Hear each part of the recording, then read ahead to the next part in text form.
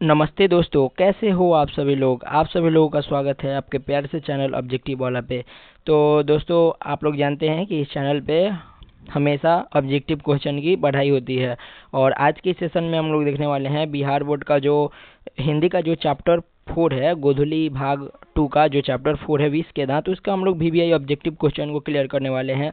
और इस चैप्टर से आपके बोर्ड एग्जाम में जितने भी पूछे गए हैं वीवीआई प्रश्न को हम लोग आज देखने वाले हैं। ठीक है, ऐसे ऐसे प्रश्न को देखेंगे जो मतलब कभी ना कभी बोर्ड एग्जाम में पूछे गए हैं और आगे भी पूछने की संभावना है, उसे आज हम लोग क्लियर करने वाले हैं। तो अगर आप चैनल पर नए हैं तो चैनल को जरूर से जरूर सब्सक्राइब कर दीजिएगा और इस वीडियो को लाइक करके एक प्यारा सा कमेंट कर दीजिएगा। ठीक है, तो चलिए हम लोग शुरू करते हैं फर्स्ट नंबर प्रश्न से। ठीक है, तो देखिए यहाँ पे हम लोग का फर्स्ट नंबर यहाँ पे प्रश्न है कि बांग्ला भाषा में खोखा किसको कहते हैं। तो आप लोग पढ़े होंगे 20 के दांत, जिसके लेखक कौन है, नलिन विलोचन शर्मा, जिनका जन्म कहाँ हुआ था, तो बद्दरघाट पटना में हुआ था। ठीक है, और जन्म कब हुआ था, तो 1916 में हुआ था। उनका मृत्यु कब हुआ था, तो 1961 में हुआ था। तो ये सब बातें आपको याद रखना है, आगे हम आपको और समझाएंगे। लेकिन ये 2026 का प्रश्न है कि बांग्ला भाषा में खोखा किसको कहते हैं। बांग्ला भाषा मतलब क्या है, जब बंगाल में आप लोग जाइएगा ना, पश्चिम बंगाल में कोलकाता आता है आपका, तो जब आप लोग कोलकाता में जाइएगा तो वहाँ पे बांग्ला भाषा बोला जाता है। ठीक है, और बांग्ला भाषा में खोखा, खोखा किसको कहते हैं, तो जो वहाँ के बच्चा होता है ना, बच्चा, जैसे हम लोग के यहाँ पे बिहार में लड़का बोला जाता है, बउआ बोला जाता है, तो वैसे ही बांग्ला में, यानी आप लोग कोलकाता में जाइएगा तो वहाँ पे खोखा खोखा बोला जाता है। खोखा खोखी, खोखा मतलब बच्चा और खोखी मतलब बच्ची। तो हम लोग का इसका राइट आंसर क्या हो जाएगा, ये बच्चा को। ठीक है, बांग्ला भाषा में खोखा को बच्चा कहते हैं। ठीक है, ये आपको राइट आंसर ये हो जाएगा और ये 2026 के बोर्ड एग्जाम में आया हुआ प्रश्न है। ठीक है, तो ये सब प्रश्न आपको याद रखना है। ठीक है, ऐसे ऐसे प्रश्न आपके बोर्ड एग्जाम में पूछे जाते हैं। ठीक है, तो ये आपको याद रखना है। चलिए यहाँ पे हम लोग दूसरा नंबर प्रश्न को देखते हैं। यहाँ पे हम लोग का दूसरा नंबर प्रश्न है कि सेन साहब के पास किस रंग की मोटर कार है। तो सेन साहब के पास एक काला कलर की, आप लोग पढ़े होंगे कि 7,500 में सेन साहब ने ब्लैक स्ट्रीम गाड़ी खरीदा था, जो एकदम प्योर ब्लैक थी, एकदम काली थी। ठीक है, तो सेन साहब के पास किस रंग की मोटर कार थी, तो एकदम काली थी। ठीक है, तो इसका राइट आंसर हम लोग का ए हो जाएगा और ये 2022 में पूछा गया प्रश्न है। और ये सब प्रश्न है वीवीआई। ठीक है, ये आपके बोर्ड एग्जाम में अक्सर पूछे जाते हैं। ठीक है, ये चैप्टर से आपके कहानी से एक ना एक प्रश्न जरूर आपको उठाता है बिहार बोर्ड। ठीक है, तो आपको पूरा का पूरा देखना है वीडियो को। और अगर आप चैनल पे नए हैं तो चैनल को जरूर सब्सक्राइब कर दीजिएगा। ठीक है, क्योंकि इस चैनल पे आपको हमेशा ऑब्जेक्टिव क्वेश्चन मिलता रहेगा आपके बोर्ड एग्जाम तक। ठीक है, चलिए यहाँ पे हम लोग का तीसरा नंबर प्रश्न है कि 20 के दांत शीर्षक पाठ किस कहानी संग्रह से लिया गया है। तो ये जो है 20 के दांत शीर्षक पाठ किस कहानी संग्रह से, मतलब जो कहानी का संग्रह होता है ना, उसमें मतलब किस में से लिया गया है, तो ये नलिन विलोचन शर्मा के द्वारा लिखा गया 20 के दांत तथा अन्य कहानियां से ये लिया गया है, कहानी संग्रह से लिया गया है। ठीक है, तो इसका राइट आंसर हम लोग का बी हो जाएगा और ये 2023 और 2024 में पूछा गया प्रश्न है। ठीक है, तो इसे भी आप लोग याद रखिएगा। चलिए आगे हम लोग देखते हैं 4 नंबर प्रश्न को। देखिए यहाँ पे हम लोग का 4 नंबर प्रश्न है कि वाकिफ शब्द का अर्थ क्या है। तो आप लोग पढ़े होंगे कि वाकिफ, वाकिफ मतलब क्या होता है, जैसे कोई जाता है तो बोलता है मैं उससे वाकिफ हूँ, मैं उससे जानता हूँ। तो वाकिफ मतलब क्या होता है, अगर मतलब हिंदी की भाषा में हम लोग को बोले तो वाकिफ मतलब परिचित होता है। जैसे कोई बोलता है कि मैं उससे वाकिफ हूँ कि वो ये वो करता है, तो वाकिफ मतलब परिचित हूँ, मैं उसे जानता हूँ। तो वाकिफ मतलब होता है परिचित। तो इसका राइट आंसर हम लोग का सी हो जाएगा। ठीक है, और ये 2023 के बोर्ड एग्जाम में आया हुआ था दूसरे सेटिंग में। ठीक है, दूसरे सीटिंग में आया हुआ था, तो इस प्रश्न को भी आप लोग याद रखिएगा। चलिए आगे हम लोग देखते हैं 5 नंबर प्रश्न को। देखिए यहाँ पे हम लोग का 5 नंबर प्रश्न है कि नलिन विलोचन शर्मा पटना विश्वविद्यालय के हिंदी विभाग के अध्यक्ष कब बने। तो जो नलिन विलोचन शर्मा है, इनका जन्म कब हुआ था, तो 1916 में। इनका मृत्यु कब हुआ था, 1961 में। इनका जन्म कहाँ हुआ था, तो पटना के बद्दरघाट में इनका जन्म हुआ था। ठीक है, और नलिन विलोचन शर्मा पटना विश्वविद्यालय के हिंदी विभाग के अध्यक्ष कब बने, तो ये 1959 में बने हुए थे। ठीक है, ये आपको याद रखना है। तो इसका राइट आंसर हम लोग का डी हो जाएगा और ये सिर्फ 2014 में नहीं, आगे लिखना हम थोड़ा सा भूल गए, इसके लिए सॉरी, लेकिन आगे कई बार ये पूछा गया प्रश्न है। और ऐसे ऐसे प्रश्न आपके किताब के बीच में होते हैं और ये बीच में से प्रश्न ऐसे ऐसे उठा लिए जाते हैं और इसमें बच्चे फंस जाते हैं। तो आपको फंसना नहीं है और पूरा का पूरा आपको वीडियो देख के जाना है। ठीक है, समझ में आ रहा है तो एक लाइक कर दीजिएगा प्लीज़, दोबारा कहना ना पड़े। चलिए आगे हम लोग देखते हैं 6 नंबर प्रश्न को। देखिए हम लोग का 6 नंबर प्रश्न है कि 20 के दांत कहानी किस वर्ग के अंत विरोधों का उजागर करती है। जो विष के दांत है वो, जैसे हम लोग वर्ग के बारे में आप लोग पढ़े होंगे, एक होता है उच्च वर्ग जो काफ़ी अमीर होते हैं, उसे हम लोग उच्च वर्ग को कहते हैं।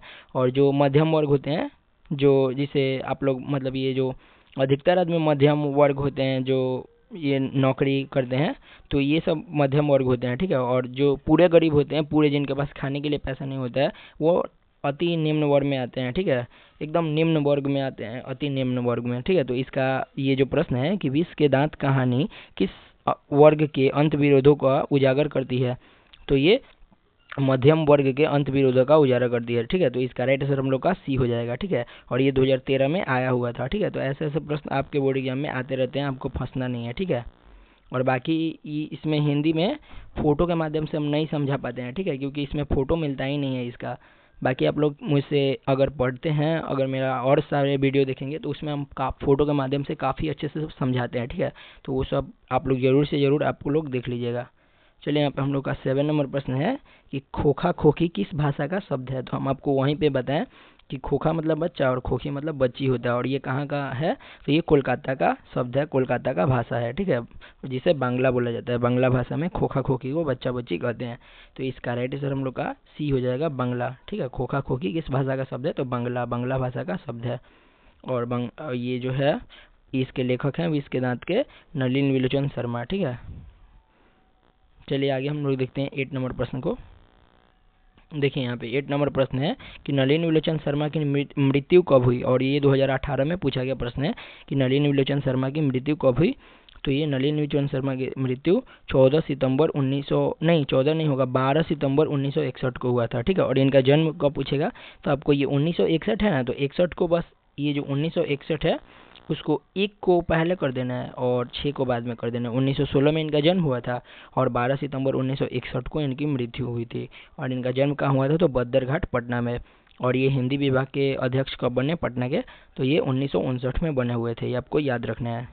एक प्रश्न से आप लोग सब क्लियर करते जाइए, जैसे मतलब आपको बोर्ड एग्जाम में दिक्कत नहीं हो, ठीक है। चलिए यहाँ पे हम लोग का 9 नंबर प्रश्न है कि मदन अक्सर किसके हाथों से पिटता था। तो जो मदन था वो किसके हाथों से अधिकतर मार खाता था, तो अपने पिता के हाथों से पिटता था, गिरधर लाल के हाथों से ये पिटता था। क्योंकि आप लोग जानते हैं कि ये मदन मतलब इसमें काफ़ी बदमाशी करता था, वो भी खोखा तो था ही लेकिन ये भी काफ़ी बदमाश था, लड़टूना चाहता था, इधर उधर खेला करता था, ठीक है। तो इसका राइट आंसर हम लोग का डी हो जाएगा, और ये 2017 के बोर्ड एग्जाम में आया हुआ था, ठीक है। चलिए आगे हम लोग देखते हैं 10 नंबर प्रश्न को, ठीक है। चलिए यहाँ पे हम लोग का 10 नंबर प्रश्न है कि विष के दांत शीर्षक कहानी के कहानीकार कौन है, ठीक है। तो ये जो विष के दांत हैं इसके लेखक कौन है, सीधा सीधा आपसे ये पूछ रहा है कि कहानी के कहानीकार कौन है।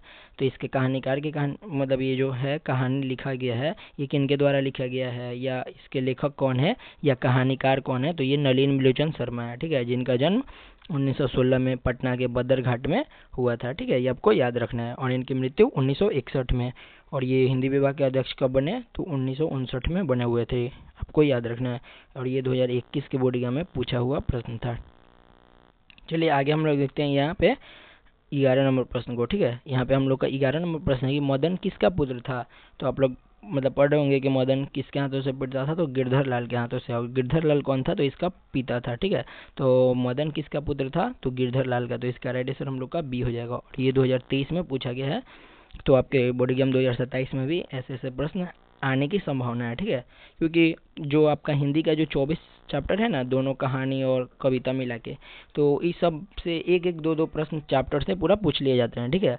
तो ऐसे ऐसे प्रश्न को आप लोग मतलब याद रखिएगा, ठीक है। क्वेश्चन मतलब ये जो बुक होता है आपके बोर्ड बुक के चैप्टर में से बीच बीच में से प्रश्न को उठाया जाता है, ठीक है, कि लड़का फंसे, लेकिन आप लोग फंसे नहीं, ठीक है। चलिए यहाँ पे हम लोग का 12 नंबर प्रश्न है कि सेन साहब की 5 लड़कियाँ कैसी थी। और ये 2022 और 2023 के बोर्ड एग्जाम में आया हुआ प्रश्न है कि सेन साहब की 5 लड़कियाँ कैसी थी। तो सेन साहब की 5 लड़कियाँ सुशील थी, ठीक है, एकदम समझदार थी और काफ़ी मतलब अच्छी थी, ठीक है। उनका नाम क्या था, तो सीमा, रजनी, आलो, शेफाली, आरती, ठीक है। क्या नाम था, सीमा, रजनी, आलो, शेफाली और आरती नाम था, ठीक है। तो ये आपसे ये भी सब प्रश्न आते हैं, और ये प्रश्न तो VVI है 2022 और 2023 में पूछा गया प्रश्न है। चलिए आगे हम लोग देखते हैं 13 नंबर प्रश्न को। देखिए यहाँ पे ये 2026 का बोर्ड एग्जाम में फर्स्ट सेटिंग में आया हुआ था ये विष के दांत पाठ की विद्या है। जो ये विष के दांत है ये क्या है? कहानी है, निबंध है, व्यक्ति चित्र है या कविता है? तो ये जो विष के दांत है ना, इसमें कहानी के बारे में बताया गया है। जैसे सेन साहब थे, उनका काला कार था, उनके काले कार का दाम कितना था? तो 7,500 रुपया। तो ये सब कहानी है, कहानी के माध्यम से नलिन विलोचन शर्मा समझाते हैं। तो इसका राइट आंसर हम लोग का डी हो जाएगा, ठीक है, क्योंकि ये कहानी एक कहानी है और ये 2019, 2021 और 2026 के बोर्ड एग्जाम में आया हुआ था। चलिए आगे हम लोग देखते हैं 14 नंबर प्रश्न को। देखिए यहाँ पे हम लोग का 14 नंबर प्रश्न है कि मोटर कार को किससे खतरा था? तो जो मोटर कार जो था ना, जिसका दाम कितना था? 7,500 रुपया। और कैसा था? तो ब्लैक कलर का था, ठीक है, ब्लैक स्ट्रीम कार था। तो मोटर कार को खतरा किससे था? तो खोखा से। और खोखा को क्या बोलते हैं? तो बच्चा, बंगला भाषा में बच्चा बोलते हैं, ठीक है। और खोखा किसका पुत्र था? तो सेन साहब का पुत्र था, ठीक है। और मोटर कार को किससे खतरा था? तो खोखा से ही खतरा था। तो उसका राइट आंसर ये हो जाता। आप लोग पढ़े। और देखिए ऐसे ऐसे प्रश्न आते हैं लेखक से संबंधित कि कौन सा लेखक किसका रचना किया था। तो ये जो 15 नंबर प्रश्न है कि दृष्टिकोण किन की रचना है? तो दृष्टिकोण नलिन विलोचन शर्मा की रचना है, ठीक है, ये आपको याद रखना है।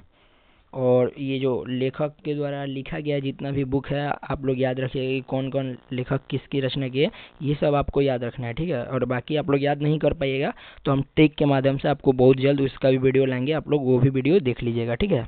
और चैनल को पूरा सपोर्ट करिए, ठीक है। चलिए यहाँ पे 16 नंबर हम लोग का प्रश्न है कि सेन साहब के मित्र कौन थे? तो जो सेन साहब के मित्र थे वो पत्रकार महोदय जी थे, ठीक है। तो इसका राइट आंसर हम लोग का सी हो जाएगा। आप लोग पढ़े होंगे, ठीक है। पत्रकार उनके घर आते हैं किस दिन? तो रविवार के दिन आते हैं, ठीक है। चलिए आगे हम लोग देखते हैं 17 नंबर प्रश्न को। देखिए यहाँ पे हम लोग का 17 नंबर प्रश्न है कि गिरधर लाल किस वर्ग का प्रतिनिधित्व करता है? जो गिरधर लाल है वो किस वर्ग का प्रतिनिधित्व किस वर्ग से वो आता है? तो ये जो गिरधर लाल है वो निम्न मध्य वर्ग से आता है, ठीक है। और ये है निम्न मध्य वर्ग, ये जब ऑप्शन में नहीं रहेगा तब आप लोग निम्न वर्ग मारिएगा, ठीक है। और जब ये ऑप्शन में रहेगा कि निम्न मध्य वर्ग तो आप लोग निम्न मध्य वर्ग पे टिक करिएगा, ठीक है। तो इसका राइट आंसर हम लोग का डी हो जाएगा, ठीक है, 4 नंबर हो जाएगा। तो ये 2017 के बोर्ड एग्जाम में आया हुआ था। तो ये सब प्रश्न को भी आपको याद रखना है।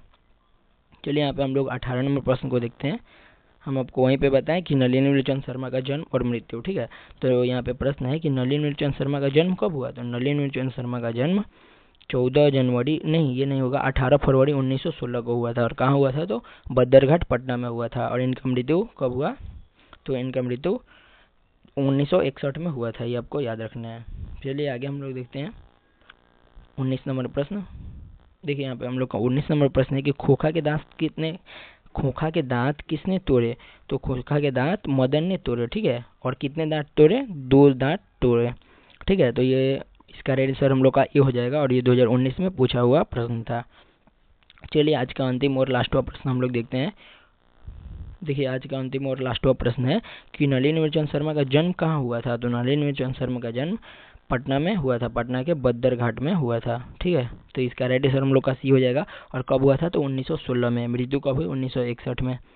और दृष्टिकोण किनकी रचना है? तो नलिन विलोचन शर्मा की ही रचना है, ठीक है।